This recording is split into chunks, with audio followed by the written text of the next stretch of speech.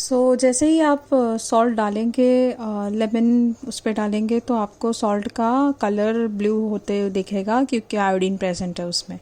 So basically that's a change of colour you can see. So you can see that the reaction is going on. अब इधर आप देखिए that there is a change in temperature. तो ये हम कैसे major कर सकते हैं? तो हम लेते हैं quick lime in a beaker में क्विक लाइम लेने के बाद उसमें हम डालेंगे पानी. तो पानी डालते हैं तो ये क्विक लाइम बन जाएगा इनटू स्लेक लाइम. मतलब क्विक लाइम था हमारा कैल्शियम ऑक्साइड और स्लेक लाइम हो गया हमारा कैल्शियम हाइड्रोक्साइड. तो जैसे ही हमने पानी डाला, आप उस बीकर को हाथ लगाइए. जैसे ही आप हाथ लगाओगे थोड़ा सा गरम गरम फील होगा.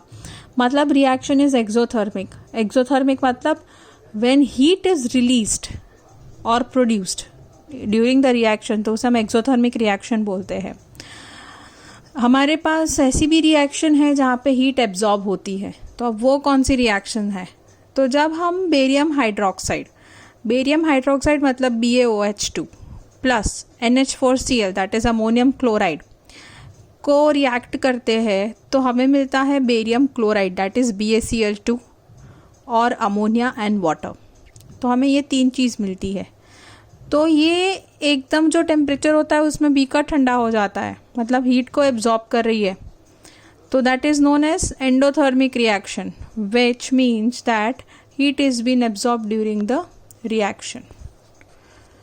मतलब change in temperature in either of the case, या तो बढ़ेगा या तो कम होगा, तो हम बोलेंगे कि रिएक्शन हो रही है.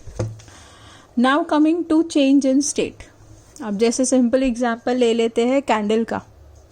कैंडल है उसको ले लो. अब कैंडल आप जलाओगे तो धीरे धीरे मेल्ट होती जाएगी. It will turn itself from solid to liquid. तो इसको हम बोलेंगे क्या? Change in state. अब ये कैंडल का वैक्स है ना, धीरे धीरे मतलब बहुत बड़ी कैंडल ले लो तो बहुत ही छोटा सा मतलब वैक्स रह जाता है at the end of the part like. तो मतलब पूरी कैंडल जो लिक्विड होती है वो फर्दर गैसियस फॉर्म में भी कन्वर्ट होती जाती है in a form of CO2. Combustion होती है उसमें. तो this formation of solid to liquid, liquid to gas, ये होता है चेंज ऑफ स्टेट. तो this is also known as chemical reaction हो रही है. अब देखिए, ये मैंने आपको एक बेसिक एक्सप्लेन किया है. इसके बाद में आपको अगर याद है तो मैंने आपको वर्कशीट 1 भेजी थी जिसमें सारे एलिमेंट्स थे. तो केमिकल रिएक्शन स्टार्ट करने से पहले आई वुड लाइक कि आप अपना 9th स्टैंडर्ड का चैप्टर नंबर 3 और 4 एक बार पढ़ लो. और उसमें हमने जो वैलेंसीज की थी, हमने किसे हाइड्रोक्साइड कहते हैं, किसे हम डाइऑक्साइड कहते हैं, ये सब किया था हमने 9th स्टैंडर्ड में. तो ये सारे टेबल्स आप 3rd और 4th चैप्टर के from the 9th text book देख लो.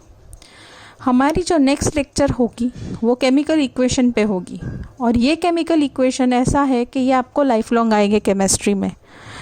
और इसे आपको बहुत ही अच्छे से याद करना है, अच्छे से लर्न करना है और अच्छे से प्रैक्टिस भी करनी है. It's like a mathematics but it is very easy अगर एक बार दिमाग में घुस गया तो. वरना थोड़ा सा टफ लगेगा, but don't worry, I am there. तो ऐसा प्रॉब्लम नहीं होगा.